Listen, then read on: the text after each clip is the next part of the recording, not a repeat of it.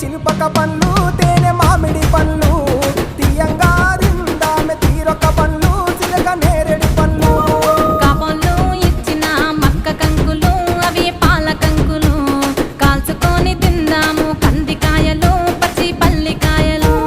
గుజారి గుజారి మామిళ్ళ కిందో నల్ల మామిళ్ళ కింద కుసుమరోళ్ళేసిన కుందన బొమ్మ అది కుందన బొమ్మ